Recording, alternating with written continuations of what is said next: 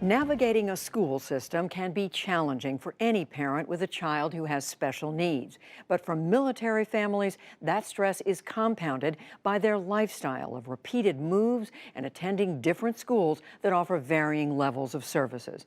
In her second report focusing on military kids, special correspondent Kavitha Cardoza with our partner Education Week reports from Virginia Beach, Virginia, where a third of children in need of special education services can fall through the cracks. It's part of our education series, Making the Grade. Good to see you, sweetie. See you. All right, have a good day. After years of military moves, Navy Captain Cassidy Norman was posted to Virginia Beach. Bye-bye. The Normans had lived here before and their daughter loved her former school. 14-year-old Marissa has several disabilities, including cerebral palsy, severe anxiety, poor eyesight, and hearing. So her disabilities are all compounded in the classroom.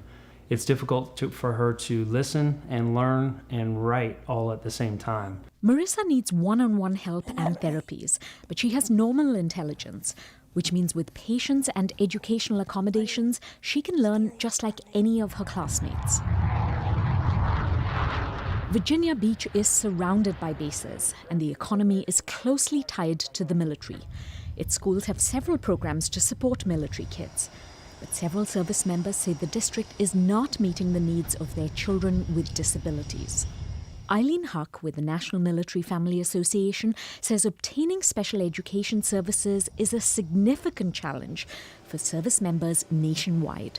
So often I hear from families who had things set at their previous location and then they had to move and then they feel as though they're starting from scratch.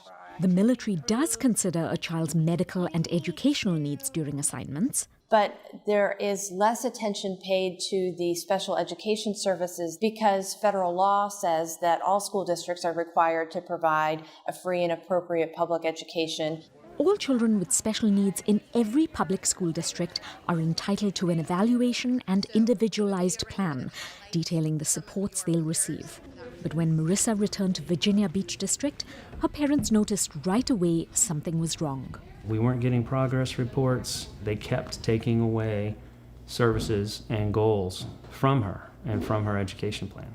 It was very frustrating. And at the same time, they would give her honor roll and student of the month every once in a while. But all of this time, she was stagnating and in some areas regressing.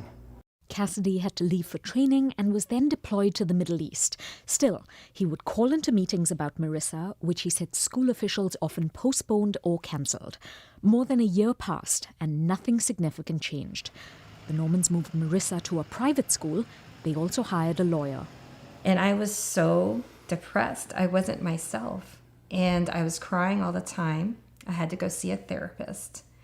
And Cass was so worried about me.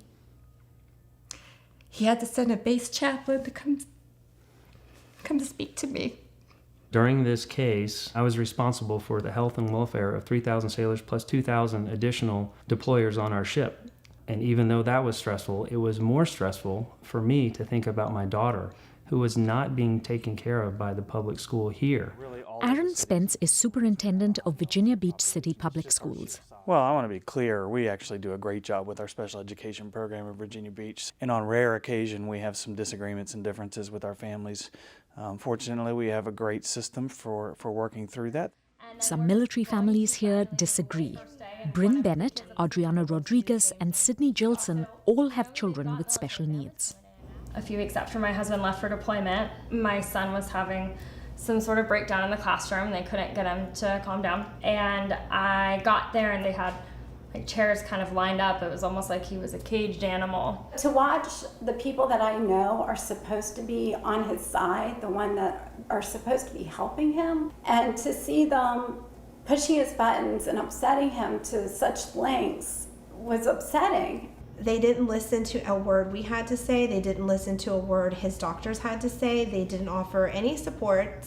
The district would not comment on any of the cases, saying it would be inappropriate because we remain in litigation and due process with many of these families.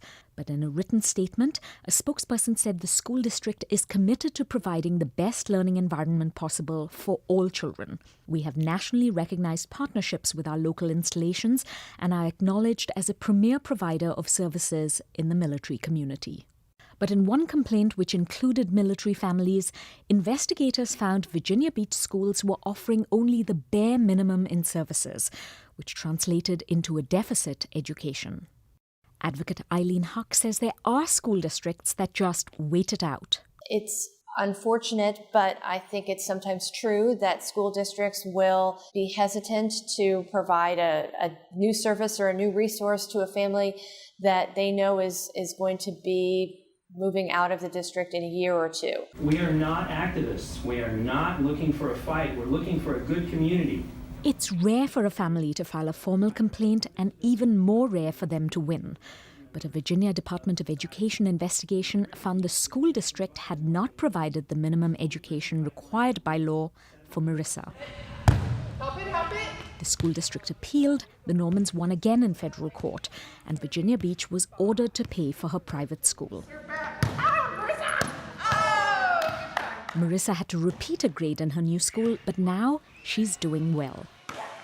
She plays on the volleyball team. She's making friends. She's learning. Providing special education services can be expensive for school districts, but as the Normans say, it's federal law. They say Virginia Beach schools have already spent more than $300,000 just on their case. The Normans say they hear from many other military families. And very few, if any, are able to afford a lawyer. It's been depressing to see all the families that cannot fight the fight that we are fighting, and all the families that have given up or that are afraid of retribution and will not speak out. Virginia Beach School District recently stopped paying for Marissa's private school and is appealing the verdict, which means another long court case that Michelle will have to deal with on her own. Because Cassidy Norman has just received transfer orders for a 15-month posting on a ship based in Italy.